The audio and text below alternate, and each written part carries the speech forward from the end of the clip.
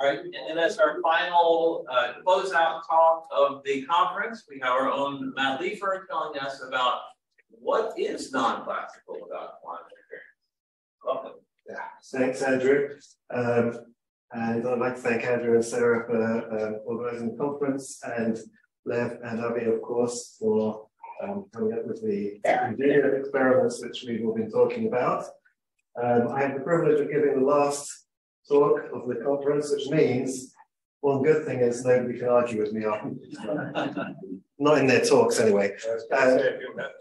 Yeah. And secondly, you'll rather much be already at the beach now, so I'll try to keep it relatively light. Okay, so this talk is now two parts. So in the first part, I will try to tell you what I think is classical about quantum interference, and the second part, I'll try to tell you what I think is non-classical. It's partly based on these papers down here. My collaborators, these are the collaborators on these papers. Lorenzo was a postdoc here, he's now in Berlin. These two were graduate students when we were doing this work. And Rob Speck is a perimeter, who many of you know. So let me just go back to the 1993 paper. I'm going to quote some things from it. I know from the past few days, of course, that people's opinions have changed, right? So I don't know if Lev and Abby are going to stand by everything that was in their 1993 paper, but nonetheless, the key thing here is that they say at the beginning of the paper that this is a manifestation of the non-locality of quantum mechanics.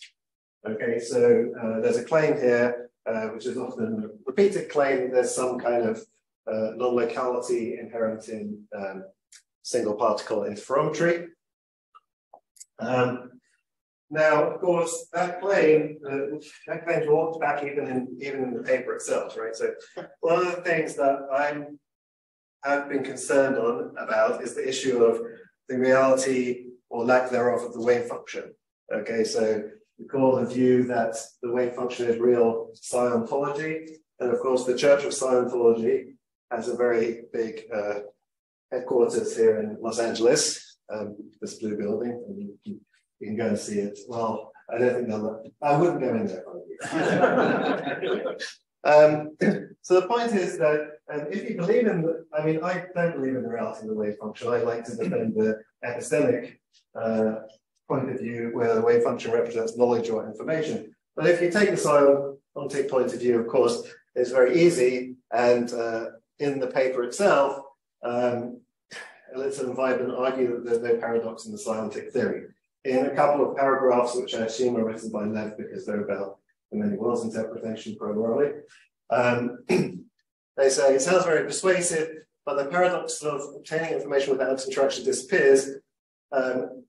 It's because it appears due to the assumption that only one branch of a quantum state exists, right? So if we consider that there's actually, even if we think, as in Bohmian mechanics, for instance, that the particle going down one arm of the interferometer, there's the empty wave going around down the other half, or in many worlds, you could say there's a world in which the particle goes down one arm and the world in which it goes down the other arm, and there is some sort of interaction going on there. That obviously resolves the paradox of non-locality. I would also say that quantum interference of various sorts is the most common argument given. I've heard, sorry, going the wrong way. I don't know how that happened. It's the most common argument given in favor of the reality of the quantum state. Right, so here's Tim Morgan stating the argument. Interference is a real observable physical effect, and it requires a real physical cause. Such a cause must behave in a way that corresponds to how the wave function behaves. He's leaving it a little bit implicit here, but it's tantamount to saying, well, you gotta have something that behaves like a wave function, so what's really going on in there? All right. Here's the famous quote from Feynman, that we already saw in Pavel's talk. The idea that interference somehow classifies, somehow captures everything that's mysterious about quantum mechanics. That idea is also very common. And finally, the idea that superposition, whatever it is some kind of new category of being. And Lev supplied me with a quote in his talk yesterday. I was very happy. He said, superposition is not to be or not to be, it's something else, right? So, don't know if you remember saying that, but it was yesterday. Yeah. He said, that is a quote from his talk yesterday. So, here is David Albert saying somewhat of the same thing. So this is in his analysis of the sort of Mach-Zehnder interferometer type of experiment. And he's talking about what happens in the interferometer when we get interference. And he's arguing that it can't be that the system is in this state or that state. It can't be that it's in both of these states. It must be some kind of new category.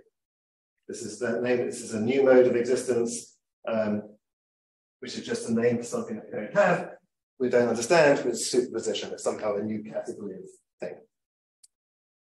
Okay, so what I want to show in the first part of this talk is that there are certain aspects of quantum interference that are behind all these claims. Okay, there's a set of experiments that people talk about that justify these claims. And I call those the things that are traditionally regarded as problematic or trap. And I'm going to assert that they have a natural explanation in a theory that's realist, classical, non-contextual, local, and psi-epistemic. So where I differ from Pavel, for instance, is that the model here is non-contextual and psi-epistemic.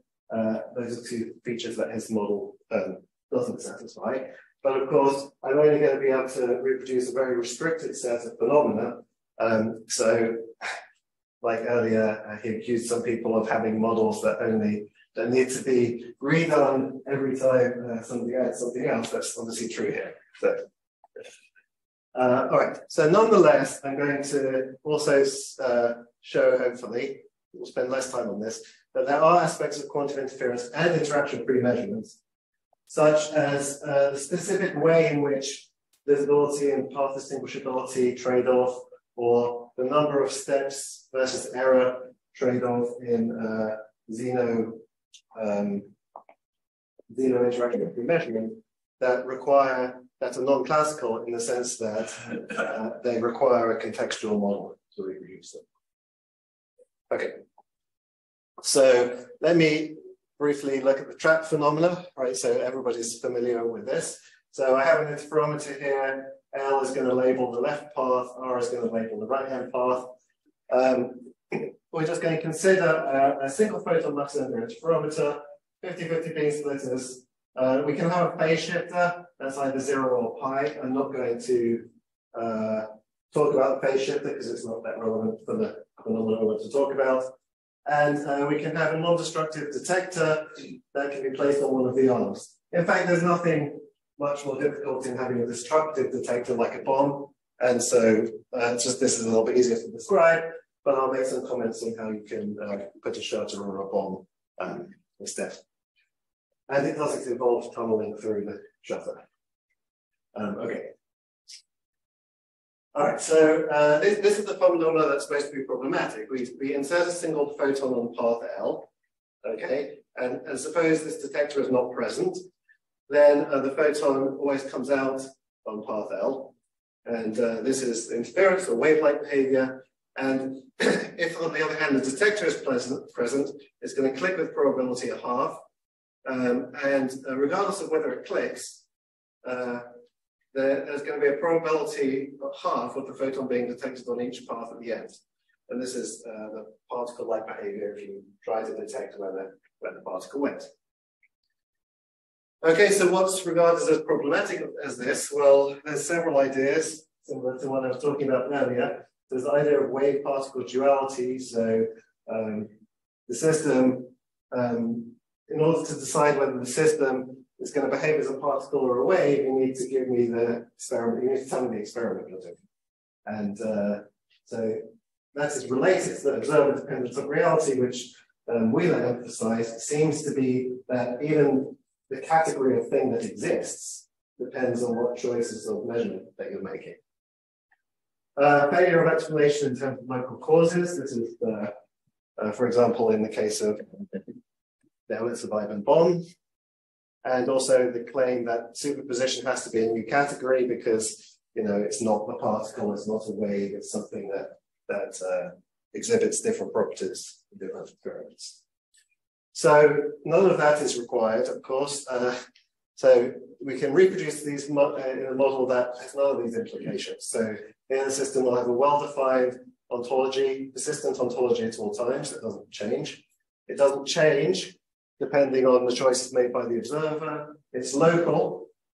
So technically, it's going to be a local, non-contextual, psi-epistemic ontological model. Our model is also deterministic. If you like that, that's not a big deal for me, but I know Brad likes things to be deterministic. So, what is our model?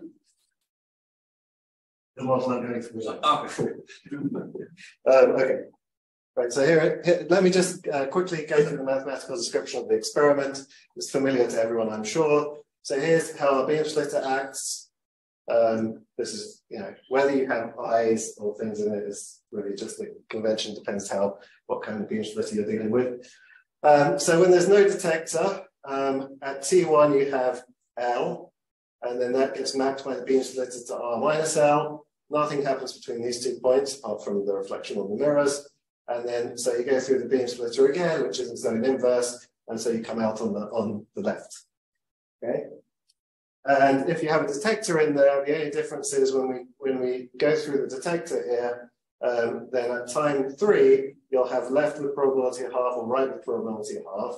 Left will evolve to this, right will evolve to that. Both of those give you 50-50 probability of coming out on either of the okay.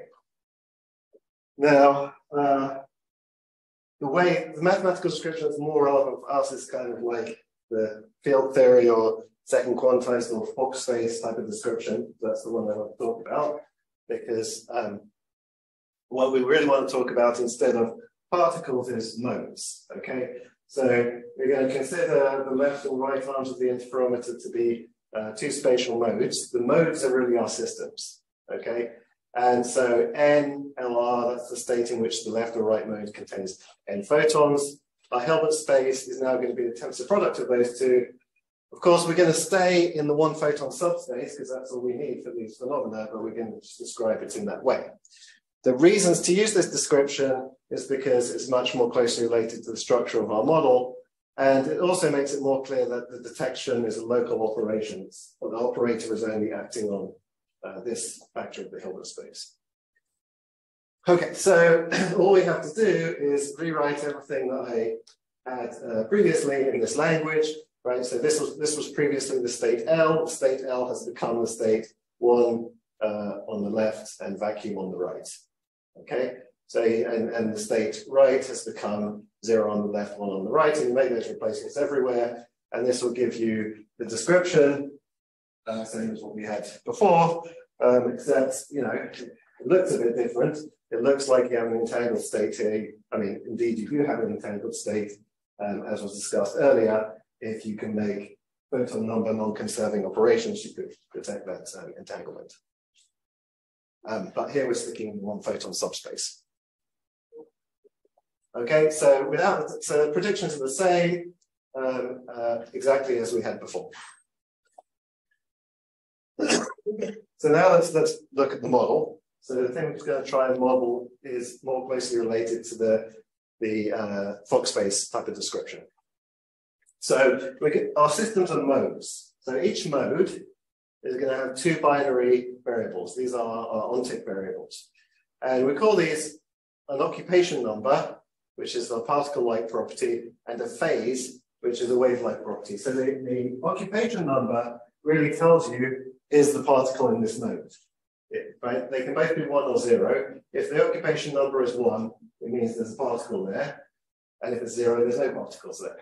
And the phase is a property that's related to the quantum phase, but it's not exactly that. Each mode has its own phase, which is definite all the time. The measurement of a relative phase will really tell you whether those 2 phases are different or the same. Okay, so this is what the state space of a single particle looks like. There are 4 possible states. These are the state. these two are the states where there's a particle in the mode. Here are the states where there's no particle in the mode, and the two different possible phases. Now, since we have two modes, the left and the right mode, we're going to need 4 states for each system, and so there'll be 16 states overall, and this black dot represents this is what's happening on the ontological level, is that the system is always definitely in one of these states at all times. Okay. Now, here's how we're going to represent the various quantum states, right? So the vacuum state on a mode is going to be a state in which you have occupation number 0, but you're completely uncertain about the phase. So these blue squares represent 50-50 probability, white squares represent 0. And this is the one single photon state, will be represented like this. And similarly, we can represent states which have a definite phase relationship, so the plus or minus phase. These will have phase 0, and these ones will have the phase set to 1, and you'll be completely ignorant of the occupation of it. Okay, so note that here we have something going through both arms of the interferometer. The thing that's going through the arms of the interferometer, however, unlike in Bohmian mechanics, is not the wave function. There's no empty wave sim. This is a psi-epistemic theory. So if I tell you, if I tell you the ontic state is 0, 1, for instance, you don't know whether that's because state 0 was prepared or the state minus was prepared. They're both possible. So it's not the wave function that's going through. Okay. So there's an implicit assumption that if there's no photon in the mode, then there's nothing in that mode. There's no degree of freedom that could carry information about whether there was a detector in that mode to the second beam splitter.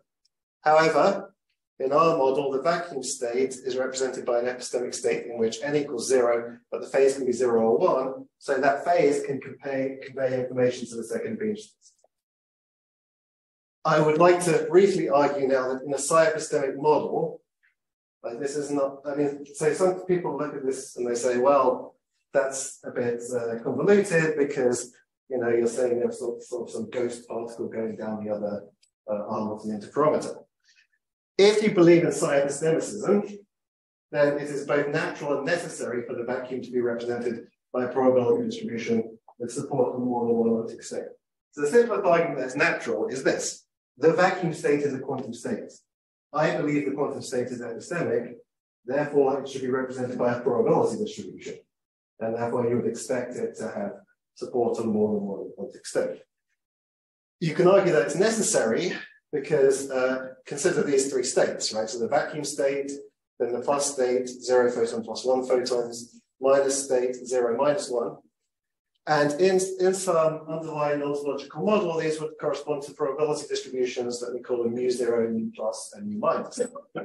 Now, plus and minus are orthogonal. So if I was to prepare the system in this state and measure whether it's in that state, I'd always find that it isn't. So that means that the ontic states in the support of these 2 probability distributions, they must be disjoint. Yes, Paul. Can you go back one slide? Yeah. So the thing I'm wrestling with at the moment is I know from other experiments with noon states, for example, that they get their power because if you send 2 photons down a path and you put a phase shift in, and you get a net phase shift which is proportional to the number of photons that you have. So even if I am willing to say that vacuum can have phase shift, which I guess I don't necessarily want that, I feel like I take that phase shift and I multiply it by the number of photons in that mode, and then I get 0. Okay, well, first of all, I want to say that I'm being explicit that I'm only modeling the single photon subspace. Okay, so I don't claim to model every weird quantum experiment because there are obviously some things in quantum mechanics that do require contextuality and entanglement and so forth, and non-locality and so forth to understand. And that may be one. Okay, so I'm not claiming it's not something that I've thought about that particular So here we're just sticking to a single photon model. Okay, so right, so it has to be the case, otherwise that the supports of these 2 distributions are disjoint. However, 0 and plus are non-orthogonal. So in a psi-epistemic model, we expect non-orthogonal states to correspond to overlapping distributions. So that means that there should be some ontic states in the support of both mu0 and mu plus. But similarly, 0 and minus are non-orthogonal, so there should be some ontic states in the support of mu0 and mu minus. And therefore, there must be more than one ontic state in the support of mu0. Okay. So, sometimes people say this is an unnatural thing to do, but for me, I think it's obvious and natural that it has to happen. Okay, let's look at observables. So when I measure the occupation number, then it distinguishes these two. We call this observable Z because it's like the sigma Z operation. But it distinguishes these two states from these two states. Now, there's a rule here that you're not supposed to know more than half the possible information about the state of the system. So if you were to compare the system in, say, this state, and you find the occupation number 0, then, oh dear, you know everything there is to know. So in order to get around that, we need to say that there's going to be some disturbance that happens to the system after you make this measurement. So here's the state update rule. If I measure occupation number, which is these two versus these two, then afterwards, either nothing happens to the system with probability half, or with probability half, the phase gets randomized. Okay, the occupation number stays the same, and the phase gets randomized. Okay, so now we have to look at it. Yeah. And how you justify that this operation is local? This is a single mode. I'm talking about single mode here. 4 states, single mode. Okay, so this is this is all single mode. I haven't talked about the 2 mode situation yet. So this is all mode. Remember, each mode has its phase. The phase is not the relative phase in quantum mechanics. There's some phase variable here, some phase variable there. You can think of the relative phase in quantum mechanics as whether these two are the same or different. Okay. In this experiment. Okay, so for 2 modes, we would have these 16 states, and again, we can know 2 of the variables, and we have to be ignorant about the other 2.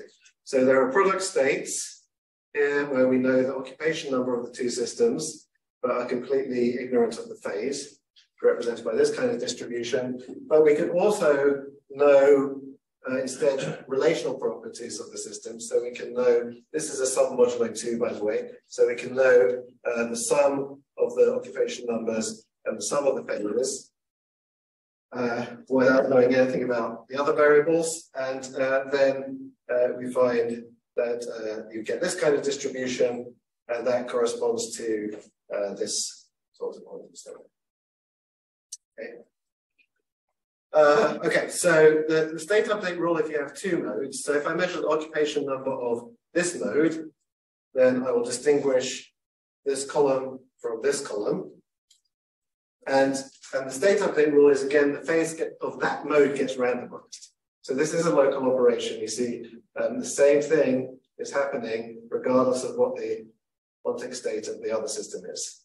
Okay, this is local. You seem confused, does it? Anyway, okay. Right. So now we need the beam splitter. So the beam splitter, when the 2 modes come together at the beam splitter, here's where we can do something that depends on both modes because they're together at the same location. So this is the beam splitter transformation. The easiest way of describing it is just in diagrams. It swaps these particular ontic states. But you can also write it out as a mathematical rule. Again, this is modulo 2 addition that says how the occupation number and phases on the outputs depend on the inputs. So you can see that the output, so it kind of, to some degree, switches the phase and occupation number information because, you know, whether there is a particle at the output on the left depends on the phases, and similarly, oops, wrong buttons. Oh, that's really bad.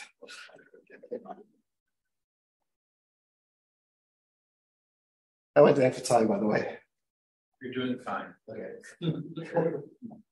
Right, so yeah, so basically it mixes up that information, and that's how when after a beam splitter, when you measure when you measure the occupation number, you can get some information about what the phase was before.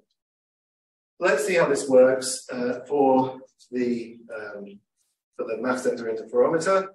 So our initial state is the particle coming in on the left. So that's this. And then we do the beam splitter transformation. And you can see what that does. Okay, so this square here gets left alone. So that goes there. This one here gets mapped to the bottom here, bottom right. So that goes there. This one gets mapped over here. That's there. And this one stays where it is. So you end up with this, the analog of this superposition or entangled state. Now, if there's no detector, things just stay as they are in between time 2 and time 3. And then finally, we hit the second beam splitter. Now, this permutation is obviously its own inverse, right? Because it just swaps pairs of states. There are no longer chains than that. So when I redo this, I'm going to go back here. And then when I do the number detection, I'll find that the photon is on the left. If we have a detector between T2 and T3, then measuring the right mode, I'm going to detect whether we're here or we're over here. So this is the number of the right-hand mode is across the bottom here. And let's consider the case where we find that there's no photon on the right mode.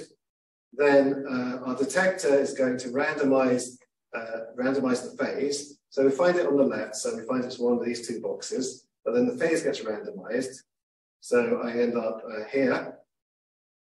And then if I do the beam splitter, this is the state that we started with. So if I do the beam splitter, it's going to get me to this state, and this is a state where the occupation number of each mode is completely uncertain. So I'll find 50-50 probability on each mode. So just the problematic stage is just one before.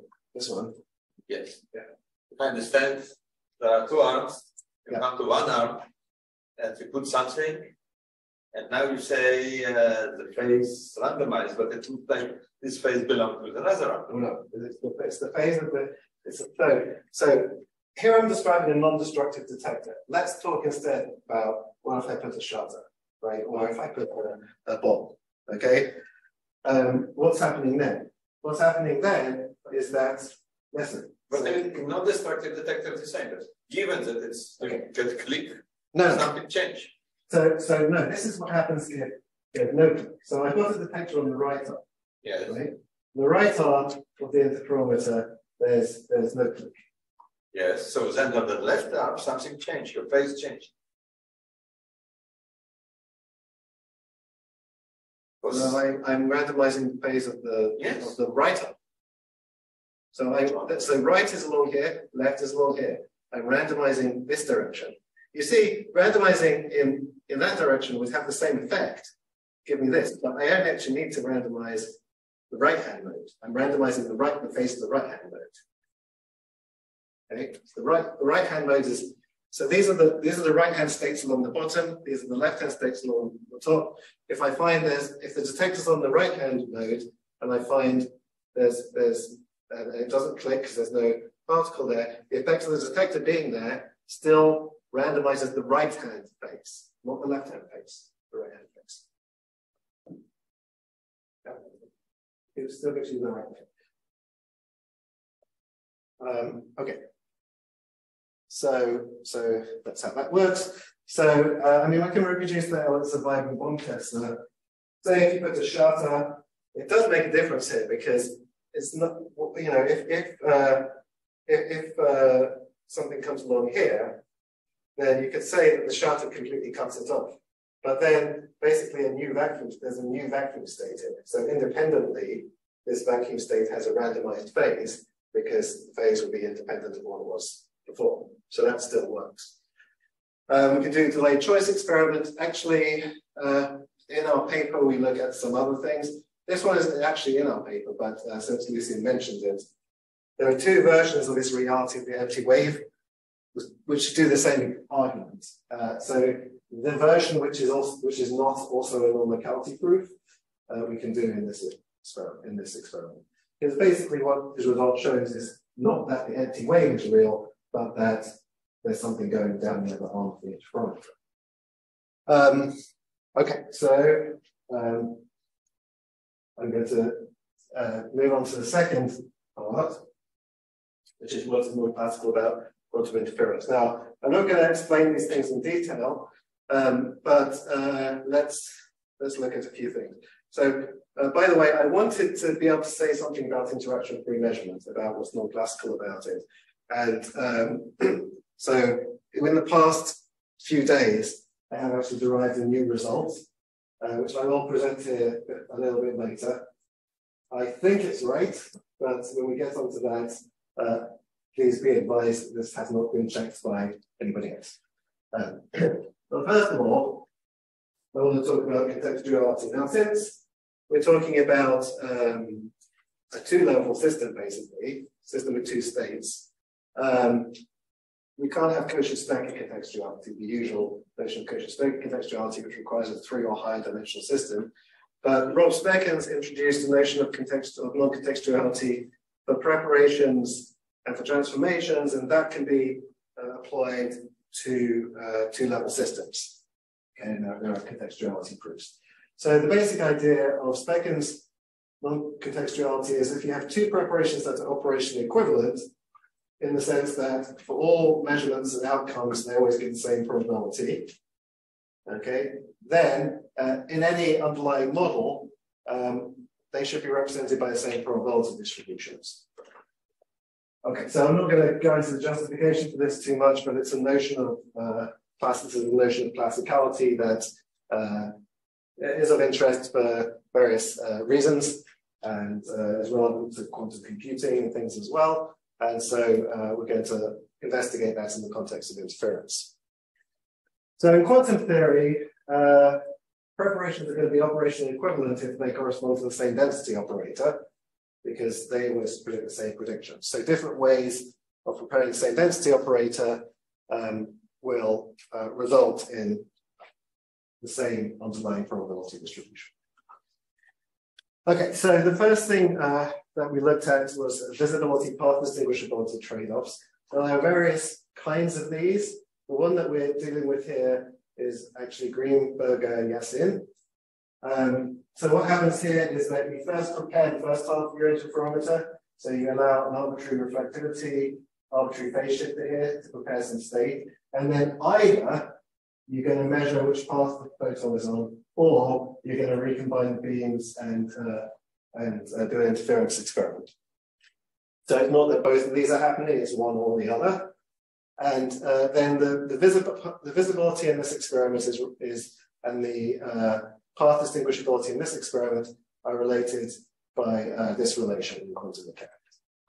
Okay, so what about if we try a non-contextual theory? So I'm not going to go through any proofs here because I didn't have the time. But what we showed is that if we tried to make a non-contextual model of a Mach-Zehnder interferometer, it must instead satisfy this condition.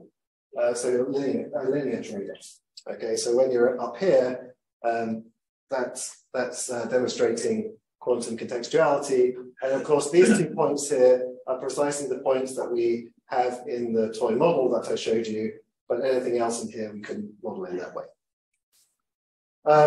Interaction-free measurements. So before I started thinking about this, it was also already a pre-existing result, so I wanted to mention that.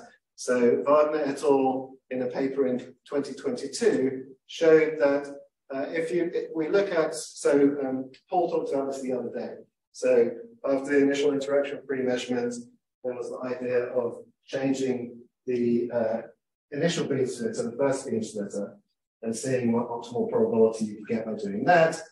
And that you can get the probability to go to a half and the suitable parameter range, okay? And they showed that this trade-off here requires contextuality. So in a non-contextual model, you'd do worse.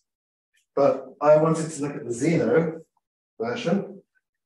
So in the Zeno version, things turn out to be extremely bad, right? I'm used to contextuality giving rise to quantum advantages. I'm not used to the difference being quite as atrocious as it turned out to be in this case. Okay, so this is the Zeno version of interaction-free measurements. So you go through n beam splitters with this beam splitter matrix. So with very high probability. So if there's no bomb here, this will eventually rotate me down to this path. But if you keep making measurements using the Zeno effect with the bomb here, then you're overwhelmingly likely to end up in the town. Okay, so what did we find? So here I have to employ not just this experiment on its own. Of course, I need to have operational equivalences. So I need to consider various things like, okay, what would happen if I put the photon in this arm instead? Then look at those statistics, and I can get operational equivalences. I need to take into account the fact that if I ran this interferometer for twice as long, I'd get the identity transformation. So all of these ingredients go into the proof. So it's not just this experiment on its own. That's always the case with these contextuality proofs. But given all of that, if I assume that the interferometer works perfectly when there's no bomb, so no false positives, which is true in the ideal case here, right? So in the ideal case here, there's no bomb, you always end up here, even for finite n. However, if I try to make a Speckens non-contextual model of that, then the probability that the bomb explodes in a single step must be 1 over n. Whereas in quantum mechanics, it's this, 1 squared, pi over 2n. And this makes the whole thing completely fair, basically. Because what's going to happen, what's the probability of successfully detecting the bomb without explosion as a function of n? Here, this has to asymptote to 1 over e, so you can't even get up to 100% detection. See, Paul said that fractal scaling in experiments was very bad, but in a non-contextual world, it's even worse. This is good. The probability of a false negative. So this is you fail to detect the bomb when it's there. It's still going to go to asymptote to 0, but just not as fast as quantum mechanics. But the probability of an explosion then actually has to go up. So basically, in a non-contextual model, you get this benefit, but you're trading it with the probability of explosion going up rather than this probability going up, unfortunately. Okay, so basically the thing will totally fail in a non-contextual world. You can't get this statistics. Of course, here I assume that there's no false positives. If I wanted to analyze if we wanted to think of an experimental test of this, there's lots of robustification that needs to be done. So this obviously is not going to be a good assumption, and we have to test all of these assumptions operationally that go into the proof. So it will be quite involved to test this experimentally, but you could, we have experience in how to do this, so we could come up with some contextuality, non-contextuality inequalities that are based on this, which in principle we could go and test in the lab. But that's still future work that needs to be done. So to conclude, one thing that's important here is that when we're thinking about what's quantum or non-classical about interferometers, it's important to realize that a Mach-Zehnder interferometer basically allows you to do any experiment with qubits, right? I can prepare any quantum state if I allow the beam splitters and phase shifters to have arbitrary values. And obviously, we know that there are contextuality proofs for a qubit, at least in the Speckens style for preparation contextuality. So it's guaranteed that you will find some set of Mach-Zehnder interferometer setups that allow you to prove contextuality. But that doesn't seem to be telling you anything particular about interference on its own. So what we're trying to do here is look at things, aspects of interferometry which people really think are sort of key in some way. So what's the minimal set of setups needed to prove contextuality? Is it the ones that people always talk about in the papers as being problematic? No. So kind of like the Feynman type of paradox. No, we can reproduce all of that. But if you start to look at the quantitative trade-offs, the trade-offs that we have in quantum interference between visibility and path distinguishability, or the trade-off between number of rounds of the experiment and probability of success that we have in interaction-free measurement, that you cannot reproduce in this type of model. So, yeah, thank you for your attention.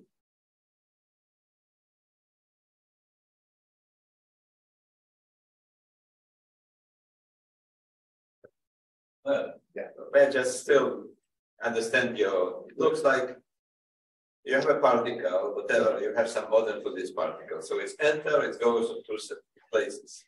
If I understand correctly, even I put the shutter, then it's continuing in a vacuum, so it still has phase. So then you have something here which is really, and something here which it's not present, but it has phase. Yeah, this is the vacuum. But now you can consider also a particle being here, not inside the interferometer. What about it? Will it be how it's described?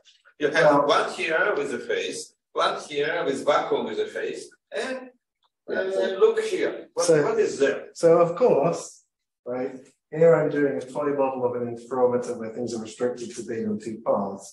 I do not have a model of particles propagating in free space, right? But you know, I can tell you what such a model would have to be like to some degree, right? So, you know, if you have a region of space that's in its vacuum state, then everywhere, all over that space, there's going to be some properties that are held by the vacuum and are not properties associated with the particle or if there's like excitation in there. So every point in space you'd have to have something like this. Right? And it would be more than just a 0-1 phase, of course, as well. Now, of course, am I that interested in that? No, because I know that once I go beyond the basic setup of interferometry, I'm going to end up with a model that's you know, contextual, has to be non-local, all this kind of stuff. And so, you know, I don't think that kind of model is at all plausible. The aim here is to really not say, okay, here's a plausible model of what's really happening. The aim is to say, okay, what claims can we make based on this experiments on their own? And for that, you know, if I come up with a natural model for that subset, then the job is done, right? It's not to say that that is the realistic model of the way the world works. It's, you know, it's called a toy model for a reason. I think Paul's next. Yeah. How hard would it be to invoke other degrees of freedom? So, for example, with a quantum eraser, a simple quantum eraser experiment where you rotate polarization in one arm, and then you can recover interference. So quantum measurement, the diagonal. The way, so we can introduce an extra degree of freedom. In our in the paper, we do go through some of those experiments as well. So yeah, so there's some 3 degree of freedom experiments that we look at. The quantum eraser is one of them, and you show we can reproduce that as well.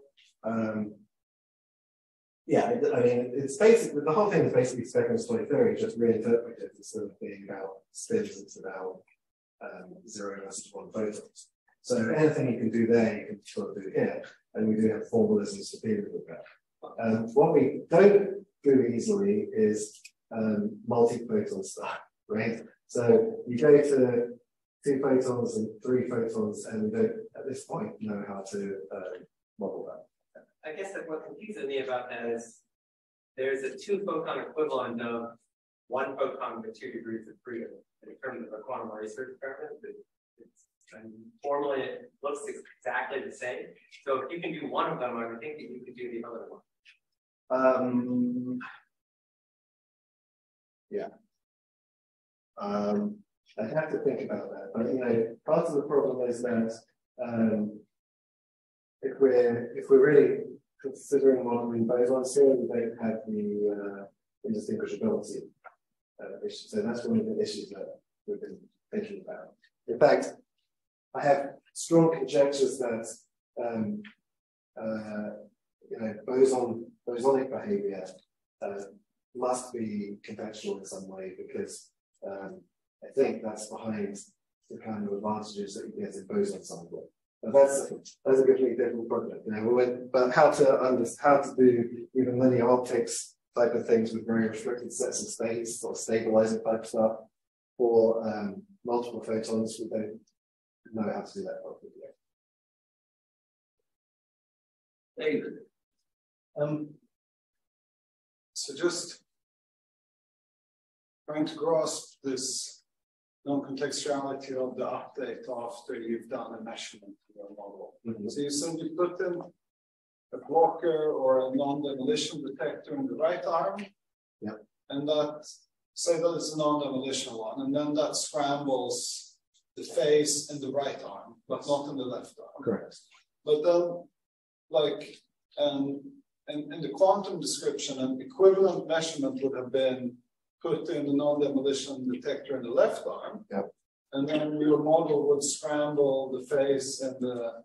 Exactly. And so it is equivalent. And you can see that really when, they are equivalent epistemically, not equivalent ontologically, but they're equivalent epistemically. So is this contextually?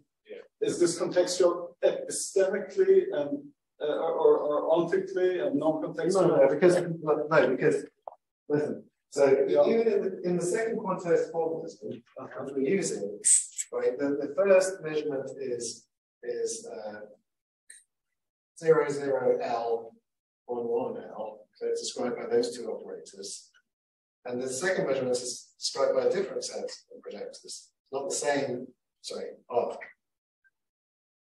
Now it happens that this measurement has the same effect on the epistemic states. And it has the same effect on the quantum state in quantum mechanics, the state that we happen to be using. It doesn't have the same effect on all states, in particular the ones that don't have just a single photon. They're actually two different measurements, but they happen to do the same thing to where is it? They happen to do the same thing to this state. So like whether I randomize the phase this way or that way, it's going to land me in the same epistemic state. And then another question, which was on your. This was the new proof on the quantum Zehner thing. Yeah. There was a paper by Matteo Staglio maybe 2 years or 3 years ago, where in appendix he says that he proves that the quantum Zehner effect can be described by a non-contextual model. I don't know if you've looked at that. The quantum Zehner effect itself, yes, maybe, at least certain versions of it. Like, I mean, you can get qualitatively the same kind of effect. Can you get the exact quantitative trade-off? So you can get the system staying in the same state with certainty as n tends to infinity, right? You can get that to happen, but can you get the precise trade-off for finite n? So it's only really like for finite n that there's going to be a problem. Now in this bomb experiment, I assume that I'm being asymmetric about how I deal with the errors, and that's why. In particular, for the bomb experiment, I couldn't reproduce the asymptotic behavior. But you can, for like just a Zeno effect, where you're not worrying about the bomb detection, get that kind of behavior. Thanks. All right, let's thank Matt again. Very nice. And the last speaker, I would like to give a big round of applause to Andrew and Sarah, who organized everything.